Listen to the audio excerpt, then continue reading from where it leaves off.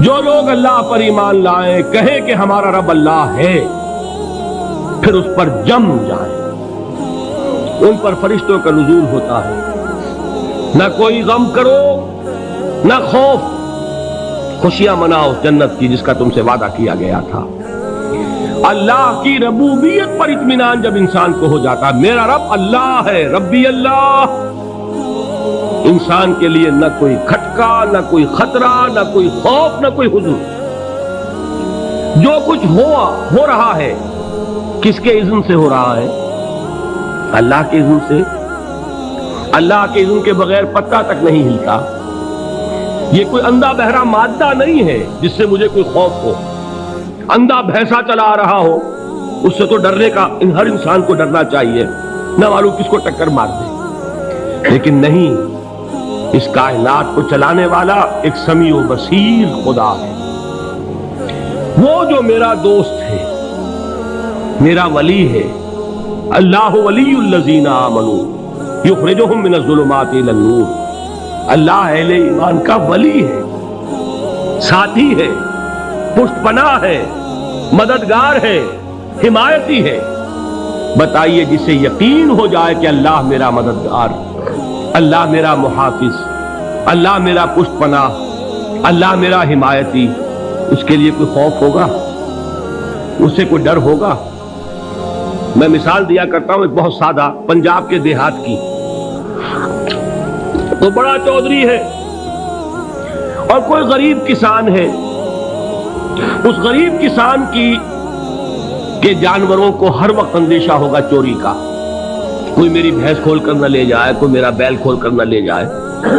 لیکن جس کے بارے میں یہ سب کو معلوم ہو کہ وہ جو بڑا چودھری ہے وہ اس کا دوست ہے، اس کی بچیا کو کوئی خوف ہوگا؟ اس کی بھینس پر کوئی ہاتھ ڈالے گا؟ اسے کوئی اندیشہ ہوگا؟ نہیں۔ کیوں؟ کہ وہ بڑا چودھری، بڑا اس کا یہاں کا سردار، جاگیردار، سب کو معلوم ہے وہ میرا دوست ہے، کوئی میرے خلاف اقدام نہیں کر سکتا۔ اس دنیا میں یہ چھوٹی سی بات اگر آپ کے دلی اطمینان اور سکون کا باعث بن سکتی ہے تو ذرا تصور کیجئے۔ میں لفظ تصور استعمال کروں گا صرف اس لیے کہ اس کا ہم جس کو کہتے ہیں ادراک اور شعور کر نہیں سکتے، اگر کے ساتھ کر سکتے۔ اگر یقین ہو کہ اللہ میرا مددگار اور یقین ہو کہ اللہ ہر آن میرے ساتھ ہے، پھر کوئی خوف؟ کس کا خوف؟ کوئی شے اللہ سے بالاتر ہے؟ کوئی قوت اس سے زیادہ طاقتور ہے؟ کوئی اس کے ارادے کو بدلنے والا ہے؟ کوئی اس کی مشیت کے آڑے آنے والا ہے؟ یہی بات ہے جو حضور نے فرمائی، یہ ایمان کا حاصل ہے لب لباب، کہ دیکھو اچھی طرح اس بات کو ذہن نشین کر لو۔ اگر تمام انسان مل کر تمہیں کوئی نقصان پہنچانا چاہے، نہیں پہنچا سکتے مگر جو کچھ اللہ نے لکھ دیا ہو، اور تمام انسان مل کر تمہیں کوئی نفع پہنچانا چاہے، نہیں پہنچا سکتے مگر وہ شے جو اللہ نے طے کر دی۔ آپ پھر میں کہوں گا ذرا طاری کیجئے، اسے فرض کیجئے، اسے سوچئے۔ اگر اس حدیث پر ہمارا دل ٹھکا ہوا ہو تو کسی سے ڈر ہوگا؟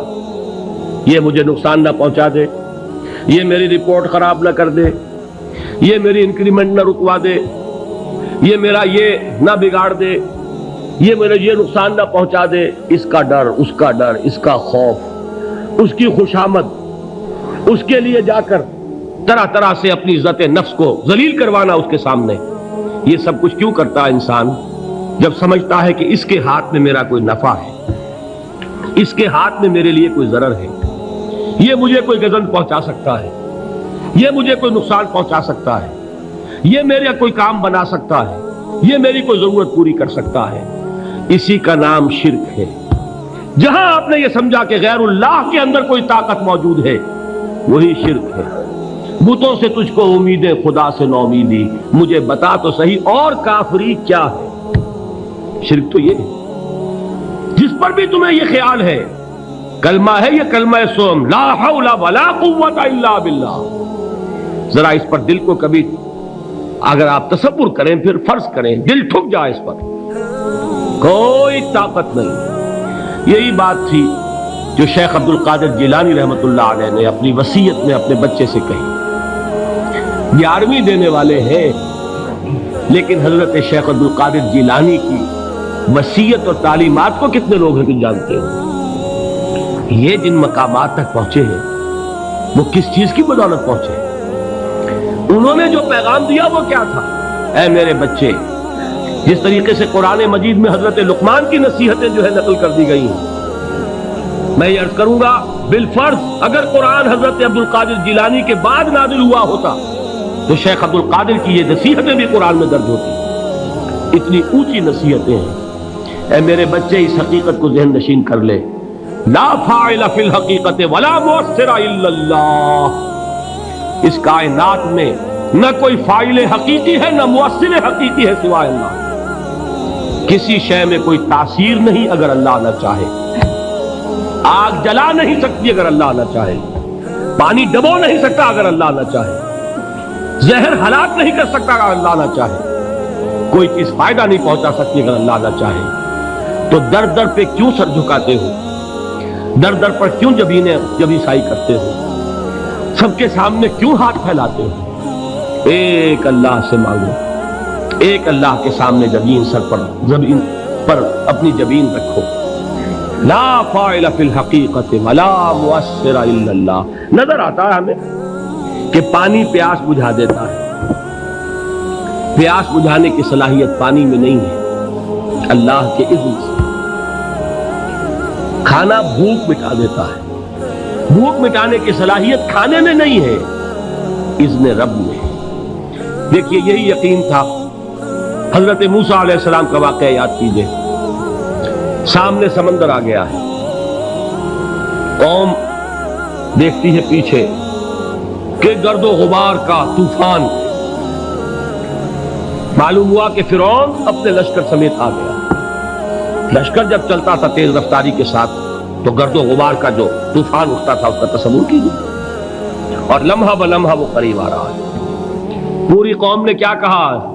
اے موسیٰ انا لمدرکون. اے موسیٰ ہم تو پکڑے گئے. قرآن مجید نے تو یہاں وہ باتیں نہیں لکھی ہیں، لیکن تورات میں یہ درج ہے کہ بنی اسرائیل جھگڑنے لگے، دست و گریبان ہو گئے موسیٰ کے ساتھ. موسیٰ ہمیں یہاں مروایا لا کر، اس سے تو ہم ہی بہتر تھے. وہاں کھانے کو ملتا تھا، زندگی تو تھی، بیگار ہم کر رہے تھے، موت تو نہیں تھی. اب جو کچھ ہوگا اس کا تصور کرو، جس طریقے سے ہمارے ٹکڑے اڑائے جائیں گے. تو لڑ رہے ہیں حضرت موسیٰ علیہ السلام. یہ تورات کی تفصیل ہے. قرآن میں صرف اتنا آیا ہے، پریشان ہو کر انہوں نے کہا انا لمدرکون. موسیٰ ہم کو پکڑے گئے. اس وقت موسیٰ کا جواب کیا ہے؟ کلا ان معی ربی سیہدین. نہیں، میرے ساتھ میرا رب ہے، وہ راستہ دے گا. بتائیے کہاں راستہ نظر آ رہا ہے؟ یہ ہے ایمان بالغیب. راستہ نظر نہ آئے تب اللہ پر یقین ایمان ہے. جیب میں پیسے ہوں اور تب دل کو اطمینان ہے تو ایمان کس پر ہوا؟ پیسے پر، اللہ پر نہیں. جب وسائل و ذرائع نہ ہو اور پھر یقین ہو کہ اللہ مسبب الاسباب ہے، وہ اسباب کا پابند نہیں ہے، وہ اسباب کا محتاج نہیں ہے، اسباب اس کے محتاج ہیں. اگر یہ یقین ہے تو اللہ پر ایمان ہے. یہ نہیں ہے تو تمہارا ایمان اسباب پر ہے، وسائل پر ہے، ذرائع پر ہے، مادیات پر ہے، اللہ پر نہیں. اس وقت کہاں راستہ تھا؟ کوئی راستہ تھا؟ سمندر ہے اور ادھر سے لشکر آ گیا ہے. کلا ان معی ربی سیہدین. اب دیکھیے ایمان کہہ دینا آسان ہے، ہوا معکم اینما کنتم. جہاں کہیں بھی تم ہوتے ہو اللہ تمہارے ساتھ ہوتا ہے. لیکن اس کا یقین قائم ہو جائے تو زمین و آسمان کا فرق واقع ہو جائے. یہی بات ہوئی حضور کے ساتھ. غار ہے، چھپے ہوئے ہیں محمد رسول اللہ اور آپ کے وہ یار غار ابو بکر صدیق رضی اللہ تعالی عنہ. اقبال نے حضرت ابو بکر کی شان میں چند اشعار کہے صرف، لیکن واقعہ یہ ہے کہ بھاری بھاری نظموں پر اور قصیدوں پر بھاری ہے. طویل ترین نظمیں اور قصیدے ہوں ان پر بھاری ہے. ہمت ابو بکر کی ہمت جو ہے کشت ملت را جو ابر، جیسے بارش سے کھیتی اپجتی ہے، ابو بکر کی ہمت اور عزیمت اس امت کو اسی طرح سینچنے والی ہے۔ ثانیے اسلام و غار و بدر و قبر،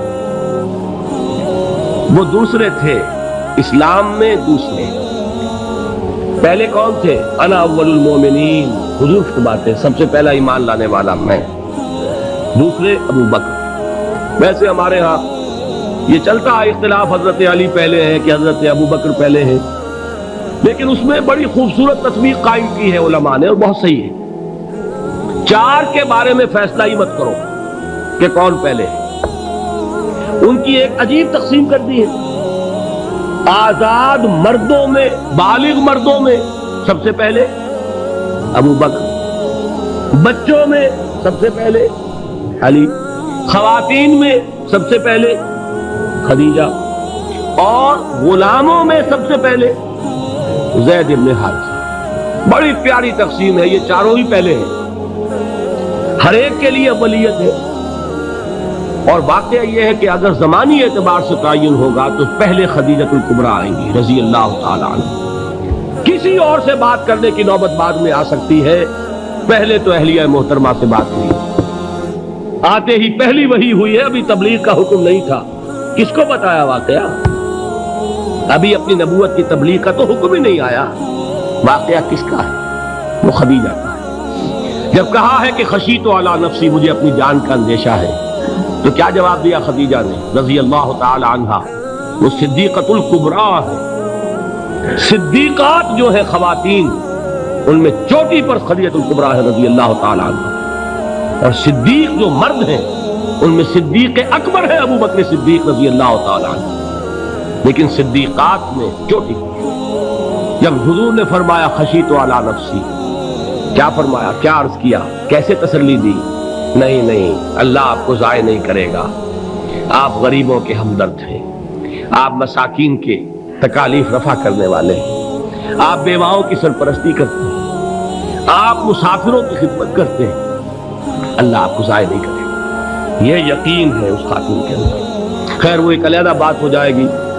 میرے دل پر حضرت خدیجہ رضی اللہ تعالیٰ عنہ کی شخصیت کا بڑا گہرا نقش ہے، جو وہ کوئی اور ہی وقت اور موقع ہوا تو بیان ہوگا۔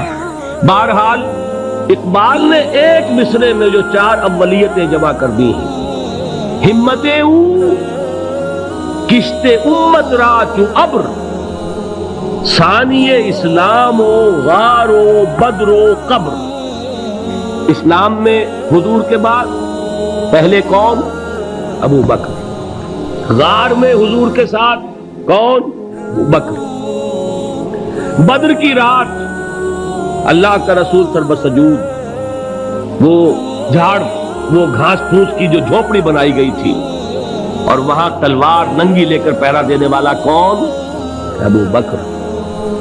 اور اس حجرہ عائشہ میں محمد کے بعد سب سے پہلے دفن ہونے والا کون؟ ابو بکر رضی اللہ تعالی عنہ وصلی اللہ علیہ وسلم۔ وہ جو معاملہ میں سنا رہا تھا غار ثور کا، حضرت ابو بکر بھی حضور کے خیال سے لرز گئے ہیں۔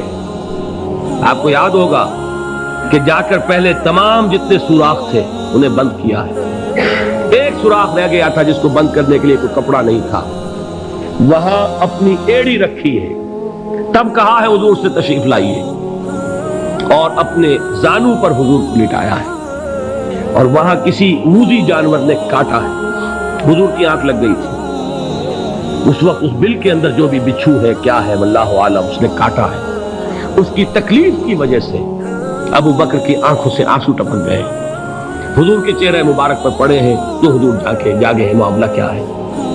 ایڑی نہیں ہٹائی وہاں سے، مبادا وہ جانور وہاں سے نکل کر محمد الرسول اللہ کو کوئی گزن پہنچا دے، ابو بکر کی ایڑی ہے، جس طرح چاہے کھا لے، ختم کر دے، جان نکل جائے تب کوئی آنچ آئے محمد پر تو آئے، لیکن جیتے جی نہیں۔ وہ ہے ابو بکر۔ حضور کے خیال سے اس وقت حضور نے پھر اپنا لعاب دہن لگایا ہے، اور اس سے پھر آپ کی تکلیف ختم ہوئی۔ جیسے خیبر میں حضرت علی کی آنکھ دکھ رہی تھی، اس کو جو شفا حاصل ہوئی ہے وہ بھی حضور کے لعاب دہن سے ہوئی۔ تو بہرحال اس وقت انہوں نے کہا ہے کہ اے نبی یا رسول اللہ، اگر اس وقت ان میں سے کسی نے غیر ارادی طور پر بھی اپنے قدموں کی طرف جھانک لیا تو پکڑے جائیں۔ کیا جواب تھا اللہ کے رسول کا؟ لا تحزن ان اللہ معنا، اللہ ہمارے ساتھ ہے، کیوں گھبراتے ہو ابو بکر؟ یہ ہے ایمان باللہ، میرا مالک اللہ، میرا رازق اللہ، میرا محافظ اللہ، میرا مددگار اللہ، میرا پشت پناہ اللہ، میرا دوست اللہ۔ یہ دوستی ہے اللہ کی جو لب لباب ہے، حاصل ہے ایمان کا، اسی کا نام ولایت ہے۔ اولیاء اللہ کے سروں پر سینگ نہیں ہوتے، جس کے دل میں ایمان راسخ ہو چکا ہو وہی اللہ کا ولی ہے، جسے اللہ پر یقین ہو چکا ہے وہی اللہ کا ولی ہے، جسے یقین ہے اللہ میرے ساتھ ہے، میرا مددگار، میرا پشت پناہ، میرا ساتھی، میرا دوست، میرا محبوب، میرا محب۔ اللہ اہل ایمان سے محبت کرتا ہے۔ واللہ یحب الصادقین، ان اللہ یحب الذین یقاتلون فی سبیلہ صفا کانہم بنیان مرصوص۔ اللہ محبت کرنے والا، اہل ایمان محبوب، اور اہل ایمان محبت کرنے والے اللہ محبوب۔ والذین آمنوا اشد حبا للہ۔ آپ تصور کیجئے جسے یہ رشتہ ایمان یا رشتہ ولایت حاصل ہو جائے، الا ان اولیاء اللہ لا خوف علیہم ولا هم یحزنون، آگاہ ہو جاؤ، اللہ کے دوستوں کے لیے نہ کوئی خوف ہے نہ کوئی حزن ہے۔